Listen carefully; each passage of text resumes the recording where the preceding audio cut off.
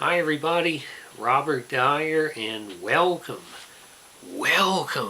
to the Robert Dyer channel Christmas Countdown, where today it's Christmas Eve and it's a very special 7-Up Christmas here on the Robert Dyer channel, because here I have a very special candy cane, the last of the three from this collection of soft drink candy canes.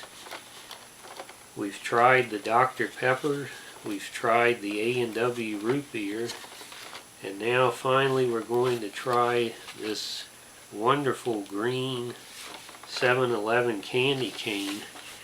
And we're going to be able to double check the flavor, because I have here not just 7-Up, but a Christmas edition 7-Up. It has a very festive design on it, a little bit of a retro design, I would say. You've got the gold and the green, sort of like a gift wrap. You've got some stars along the bottom, but here on this panel there's a message for the holidays. It says, "Cheers to family meals and burnt turkeys." So let me go ahead and open this up.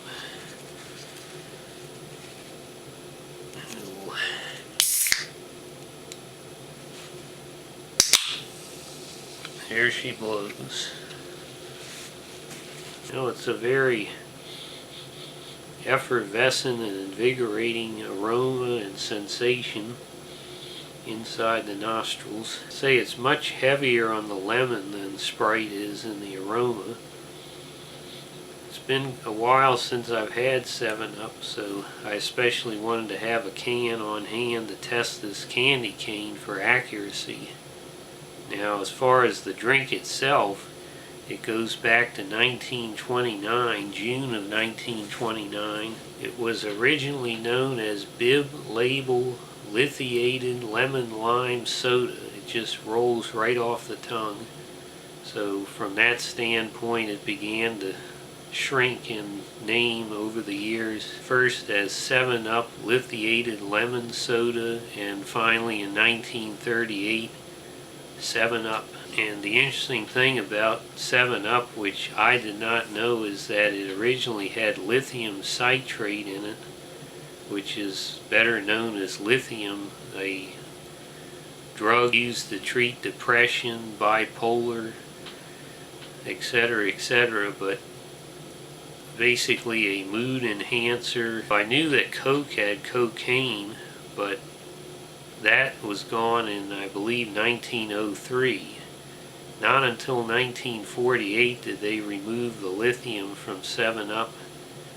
But another thing I didn't know, which I learned when examining the history of 7-Up, is that there was at one small point in time a Lithia Coke formula that was just for pharmacists to dispense at pharmacy soda fountains, I guess back in the 1920s or so.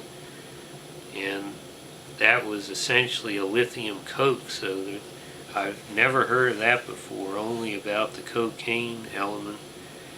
And I still don't understand what the deal is about this sort of subjective legalization of vices or substances.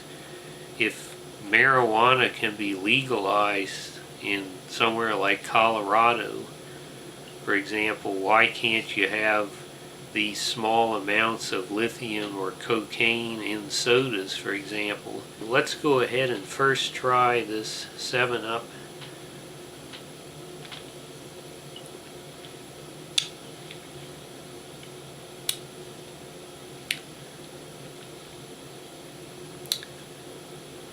Well, first of all, I notice it doesn't have that overbearing carbonation that Coke and Sprite have these days.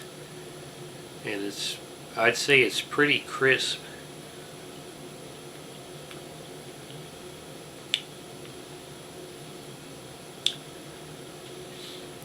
I think it's better for the characteristics of it. It works better as a mixing ingredient for cocktails.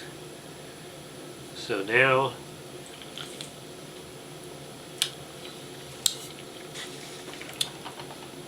that we've established the flavor of 7-Up, now let's get out this wonderful green 7-Up candy cane and see how close they got it. Not getting any aroma off this. Let's get one more sip.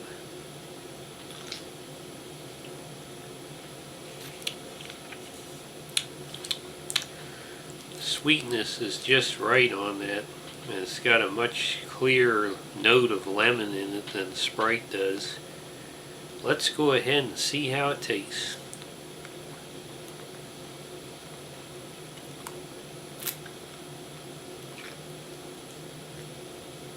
Well, they definitely got that strong note of lemon correct. There's some sort of there's an interloping intruder in the flavor, however. There's certainly a detectable amount of lime, but there's an intruder in this recipe that is not in real 7-Up. I can't figure out what it is.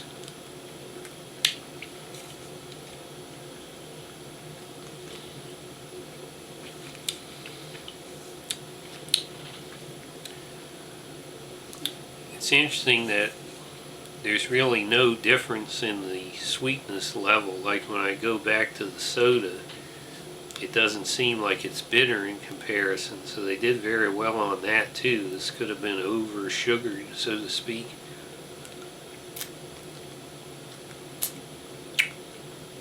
Well, I have to say this is pretty close to the real thing.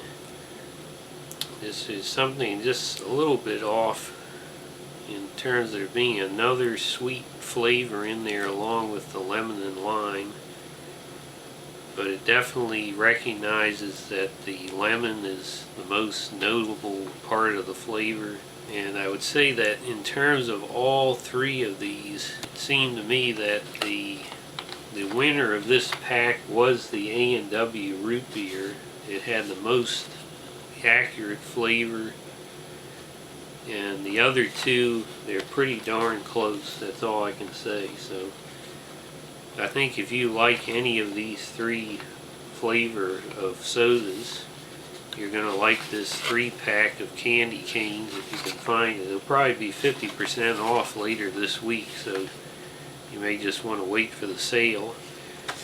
And again, I have to say that this was not only refreshing, but also refreshing my memory about how much I like 7-Up, and that it seems to be clearly superior to Sprite in most respects. But I think 7-Up would be a highlight for any Christmas party.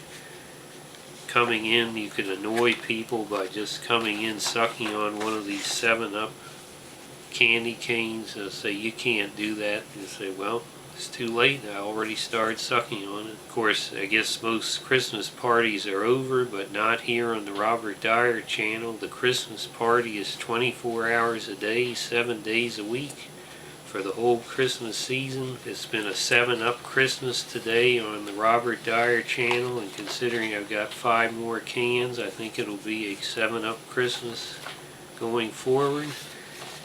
And I'm going to go ahead and give the 7-Up soda 5 stars, and I'm going to give the 7-Up candy cane 4 stars for doing a pretty good job copying the soda. So we're getting down to the Christmas episode. I'm glad you're all with me for this celebration of Christmas, and I hope you like this video. Share it with your friends. Please subscribe, and I'll see you next time tomorrow for the Christmas countdown. Bye, everybody.